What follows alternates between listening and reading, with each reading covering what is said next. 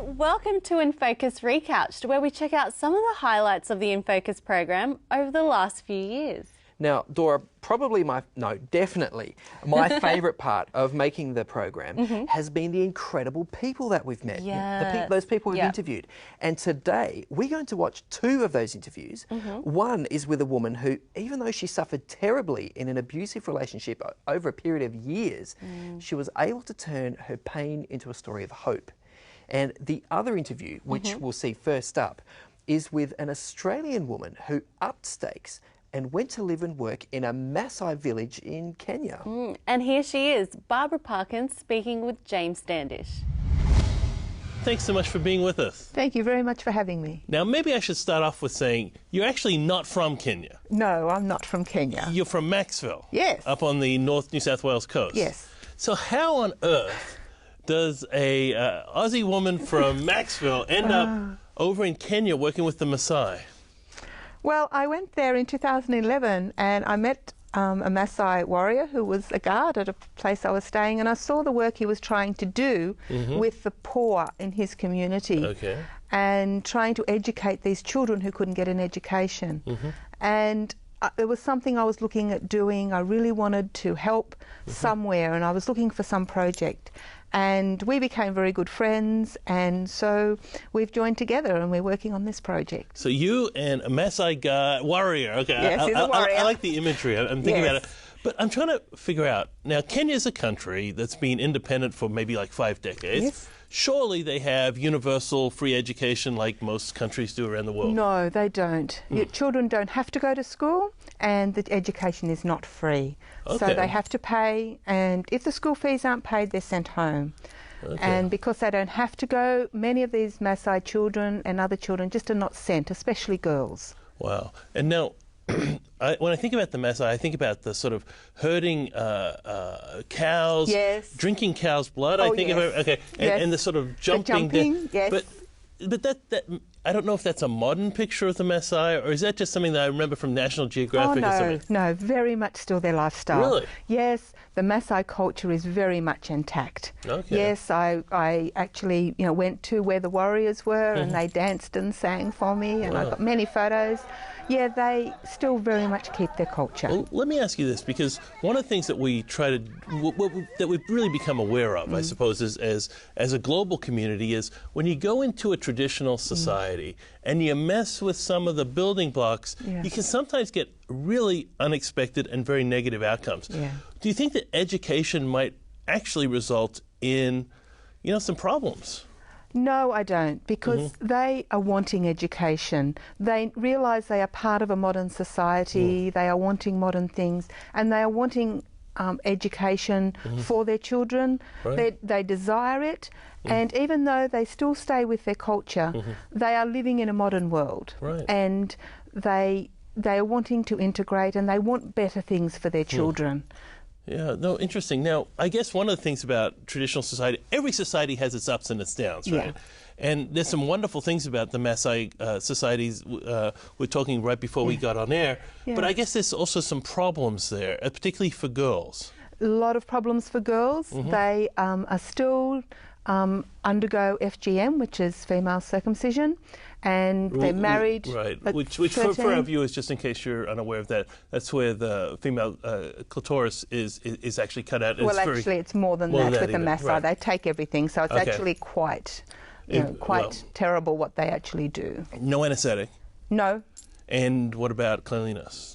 Well, no, sometimes now they are getting, if they can find, because it actually is illegal in Kenya. But they actually do, there is a nurse I've heard that still does it. Oh, for goodness sake. So they're actually, getting sometimes that, but they still bleed to death. Of course.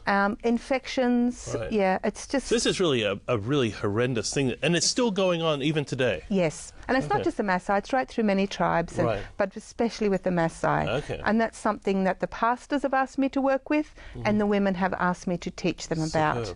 Because I guess if most of the young women aren't going to school, that's right, you get maybe a cycle. You do, and then they're married at 13, they're having children by 14, they know nothing else, then they can have 6, 8, 10 children, and the cycle is repeated because they know nothing else. They stay very much in their culture and don't realise that you know, that doesn't have to be the way life is lived. Right, right. You know, I've talked with them about it. I live in their culture. I live with them. Right. So, you know, I've had a lot of insight into actually how they live and their lifestyle. That's amazing. I guess the Messiah are kind of known for not embracing strangers readily. How have you become trusted in the community?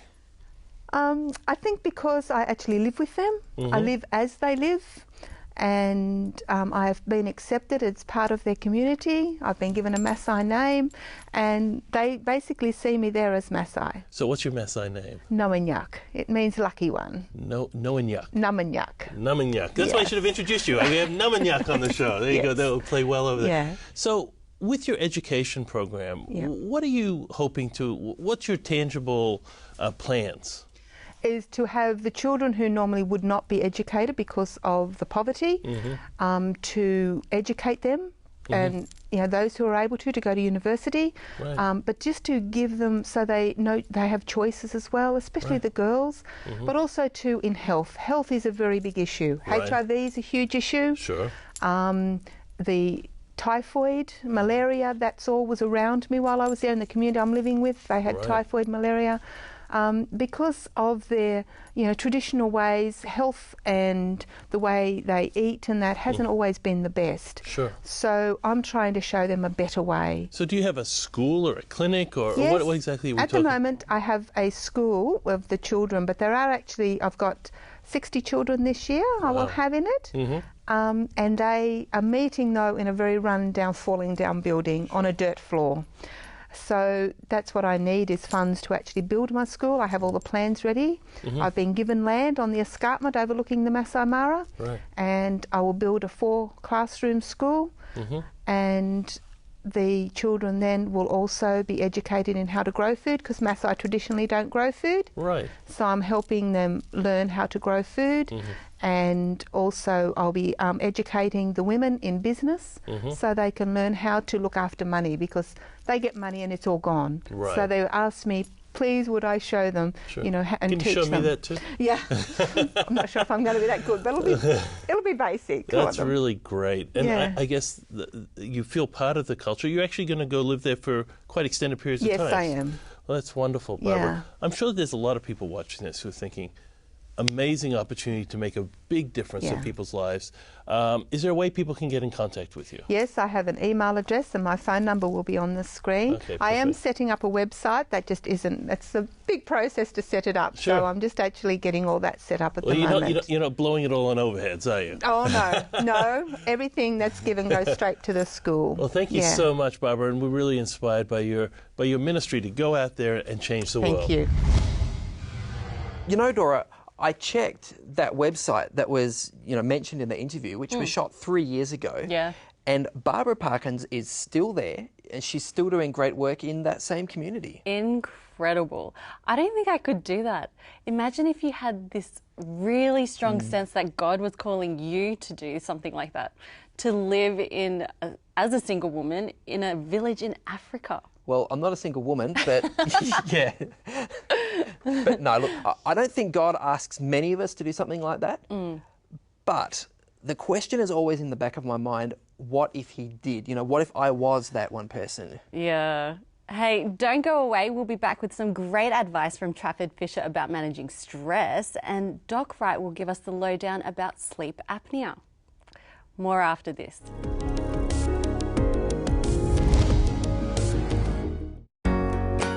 We live our lives running around, rarely stopping to ask ourselves where we're going and what our final destination is. In the end, our lives become little more than routine. Step beyond and discover a path that offers comfort, love and hope. Visit hopeoffer.com/step beyond or call 1300 300 389 for your free copy today.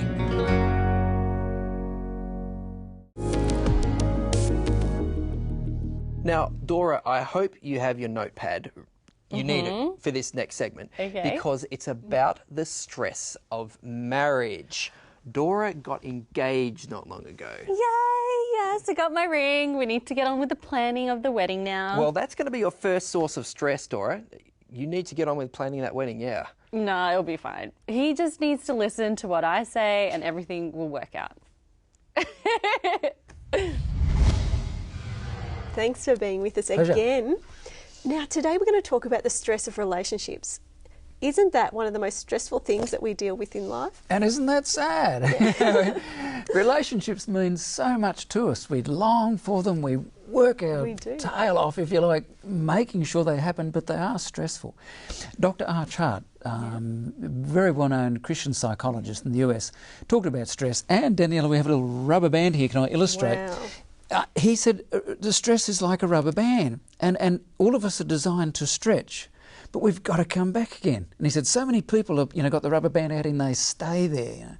And what if we stretch it a bit further? Yes, well, then we've got to really... we're in trouble. And that's what happens. They often break. So what we've got to be sensitive of in relationships is, look, we can deal with some stress in relationships, but we've got to find ways of easing the stress. What's interesting, there's some research showing us now, and this might be a surprise to our listeners, but getting married is actually one of the most stressful times for couples. Actually getting married. Aside planning from for marriage. What, divorce, separation, death? Compared to the different parts of marriage. Wow. Yeah, getting married is one of the highest times of stress. That might seem strange. Yay, getting married. We sort of think of this, I'm getting married. But it can be incredibly stressful. And I guess it makes sense then when we think of, everything that you've got to do for a wedding. I think only people who get married know the detail. Crazy. I mean, the financial stuff alone, Trafford, is full on, isn't it? Let alone all the organising and spending dollars, And it's, who you're going to invite and who do you leave off the list. That can be incredibly, that's the family real stuff family gets stuff. involved. It's scary. And working with the new in-laws. If there's a lot of people who, like your key people, are distant, and who do you choose for your bridesmaid and your best man? There are so many little detail things. And sadly, a lot of couples, that's stretching them. That's really stretching their love and their sense of togetherness. And just when they're all excited about, we're together, we're building this togetherness, everything's going, and just pulling it apart. So what do we do? What do we do for people when they're getting married, they're going through that stress? How can we minimise it? How can we take care of one another? Wouldn't it be neat if parents were able to sort of take care? So as much as possible, you don't interfere too much, but that taking care. Good friends can be very supportive, but the couple themselves, I think, need to say, hey, maybe get ready. Could be stressful. Let's find ways of nurturing each other and letting each other know, hey, we're stressed, but we still love each other. So keep renewing that sense of love and that togetherness. And taking time out to enjoy each other during that time. Find ways as much as you can. Take care. Take care. Those were some awesome tips. Yeah. But right now, I'm just really excited. Well, look, you should stay excited, but I guess, the stress will hit once you've set a date and, once you have to start working out all the logistics of a wedding. Oh, and the finances. Oh, yeah, exactly. Hey, stay with us. We'll be back with more InFocus Recouched after the break.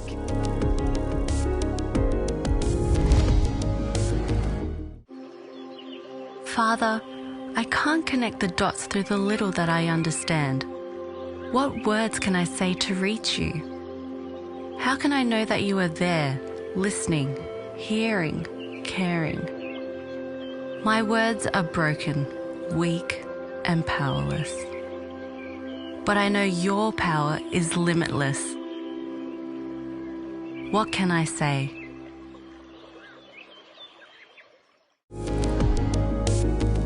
Hi, welcome back. Now, Dora, this next segment that we're going to watch would have to be one of the first times I was on screen for InFocus, 2010.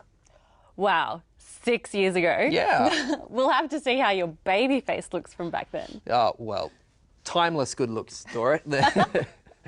Look, the entertainment value of my baby face aside, this segment features Doc Wright explaining about sleep apnea and how it can be treated. Awesome. Let's take a look. You're scaring me, Doc. What is this thing? It looks like some kind of medieval instrument of torture. How did you guess? They only cost $2,000, but they might keep you alive. This is called a CPAP, continuous positive airway pressure machine, and is used for folk who suffer from a condition called sleep apnea. And what's that? Now, that simply means that a person, often a middle-aged male, not always but usually, might be overweight, so he tends to sleep on his back, and partway through the night he breathes out, may give a great big snore, and may stop breathing for up to 1 minute. I've heard this. I was in hospital when I was quite young, and the gentleman in the bed next to me was doing exactly that. Absolutely. It terrified me. I thought he was going to wake up dead the next morning. Well, if he wake up dead, he'd be doing pretty well, wouldn't he? Be the front page of the Sydney Morning Herald. But the answer is yes. Now, when he stops breathing, it simply means that oxygen is not going to his brain. So next day, instead of having 8 hours sleep as he thought, he really is only having 4 hours sleep. So he's drowsy, can't think properly, can't drive as clearly as he should be able to, and if he's working with fine machinery, well, it can be disastrous because his mental acuity is nothing like it should be. So that's the downside. Mm-hmm. Worse still, this can also lead to premature heart disease, angina, elevated blood pressure. These are long-term adverse flow-on effects. Does the lack of oxygen to the brain put you at risk of brain damage? Absolutely. Absolutely. Can you actually die from it? Well, yes, indirectly by these other mechanisms, okay. Yes. First of all, next day you might hit a truck immediately. Long term, these cardiovascular things will take place. So what the treatment is, they fit you up, they put you in the sleep disorders clinic, see how many times per hour you partially wake up, and then if they think it's a good idea, they put you on a CPAP, continuous positive airway pressure machine, and you wear this all night long, as Kent is doing, and these strips go over your head and hold it in place. Water is here to humidify it, and you get this continuous positive pressure going down into your lungs all the time, so you do not have these periods of sleep apnea or partial waking up. Okay. Makes sense, and it can be life-saving. Now, Doc, is sleep apnea mentioned on your website? Absolutely. Sleep apnea, my website, docwright.com.au. Sleep apnea or sleeplessness or some associated word actually comes and it'll give you some advice on that. But if you are a snorer, please see your doctor without delay. And I suppose if your husband or wife would be likely to tell you if you do that kind of thing, wouldn't they? She's probably moved out long since they're probably divorced, so it doesn't really matter. But I'm joking. Well, I'm not joking because this has happened. So please take advice and get to a sleep disorders clinic. What do you think, Dora? Do you think you could sleep with one of those things on your face? Not well. I suppose you could get used to it. Oh, me? Well, no, I tend to sleep on my front, so I don't know how it would work out for me. And just imagine, the middle of the night, your wife wakes up, and here's this masked monster, Yeah, maybe separate beds might be the way to go. Avoid the night fright. But look, sounds like a pretty serious problem. And if that's what it takes to get a good night's sleep... Yeah, I guess, fair enough. Stay with us. We'll be back in just a sec.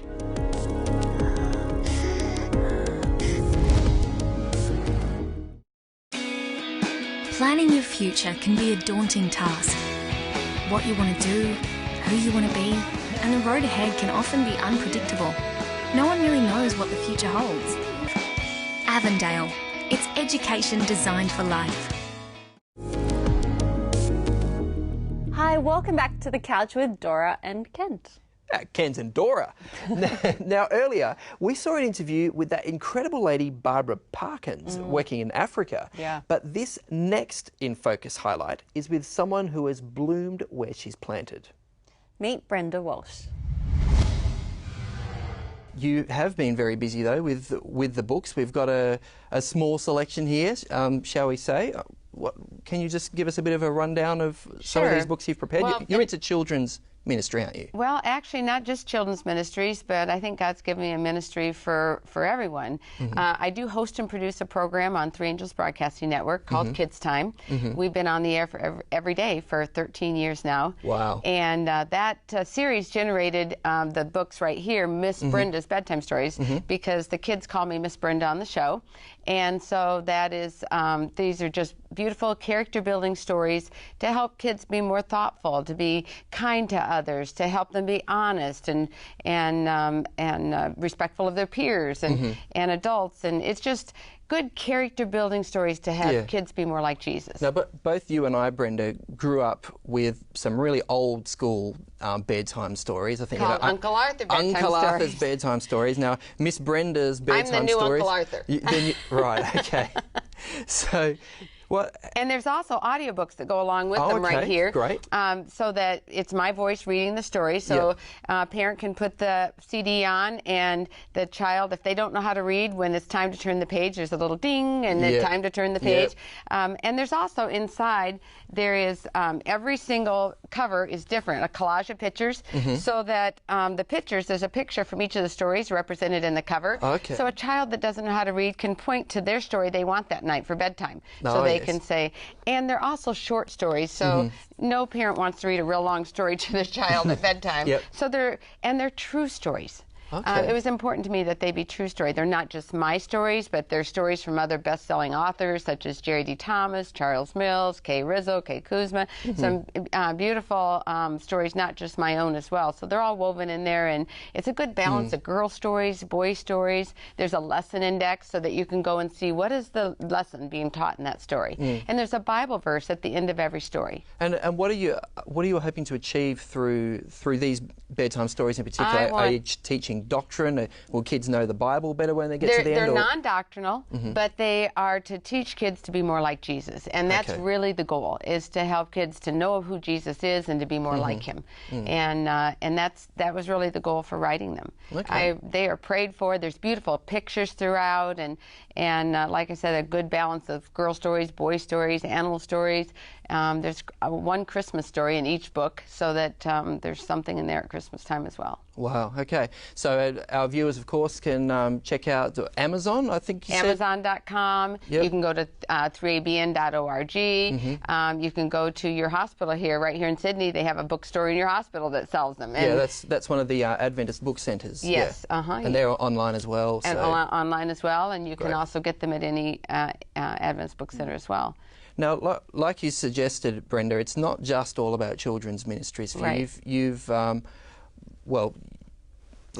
have a look at this particular book, because this was my first book. This is your first book and tells your life story. And tells us that even though you seem like the perfect wife who cooks and sings and is great with children, it wasn't always easy for you. I was raised in a wonderful Christian home. I couldn't have never asked for better parents to be raised in.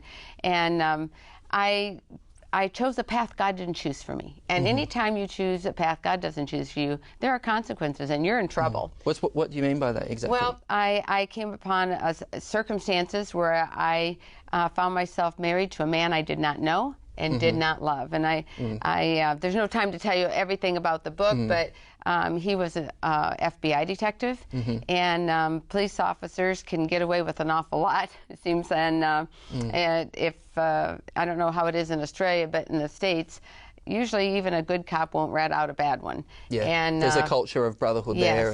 And I soon found myself in a very violent marriage. Really, the really bad stuff is not even in the book. And I had to tell you where God brought me from to show you where he brought me to today. Wow. And so I don't concentrate on the battered, but I literally was beaten and left for dead so many times that, it's a miracle that I'm sitting here actually today, and I know that. I mean, I've probably had every rib in my body broken.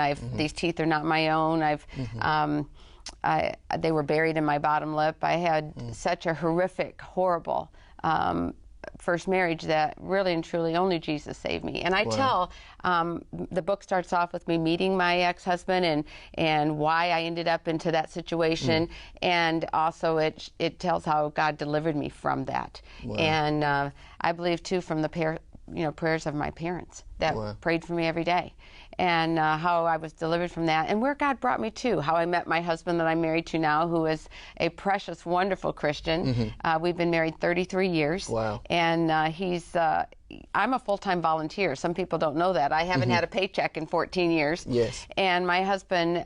he supports your ministry. He supports my ministry. Wow. He tells everyone, my wife and I are in ministry, because truly we are. I couldn't do this job if it wasn't for his 100% support. Now, Brenda, when you are out speaking to church groups or community groups and you share, you know, some of your this history of domestic violence and how you came through it, do you find that elicits a reaction from? Do you have people coming up to you saying, "Look, I'm so glad you told me that story. I haven't known how to talk about this"? Or?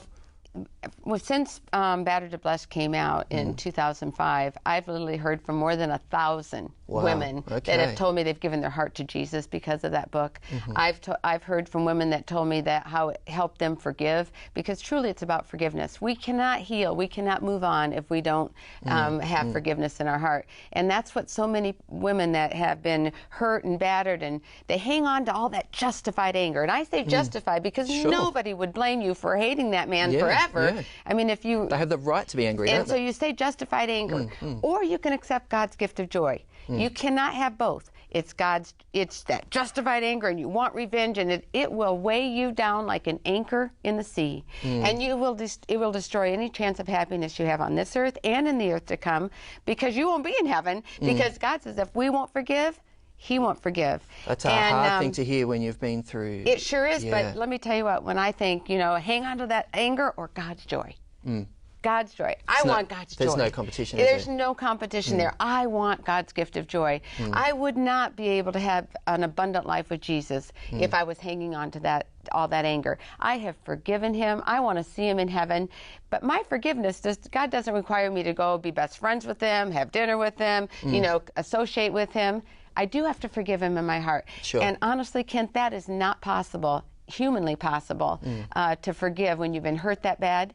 But God can put that forgiveness in my heart. He gives me that forgiveness, and I can love him with God's love. Yeah. You see? Well, Brenda, I sense that we could probably continue this conversation for a good hour at least, and it would still be just as fascinating. But thank you so much for just a brief glimpse into your life and your ministry. And you've got a website, I understand? Yes, anyone. I've actually authored more than 15 books. So, and cookbooks with my sisters. We have 5 cookbooks out. We have a new cookbook coming out. We just inked a deal with Kellogg's Corporation that we're going to be. The Mitchell sisters are going to be doing that cookbook, and all of our products can be found. Just go to BrendaWalsh.com, and that's WALSH. Right there on your screen. Thanks so much for your time, Brenda, and God bless you and your ministry. God bless you. Thank you.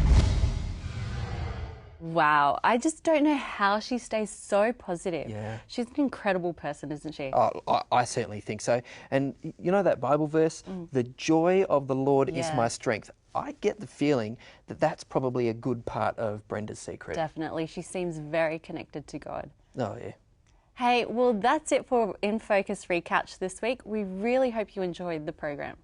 Hey, have a great week. God bless. Bye.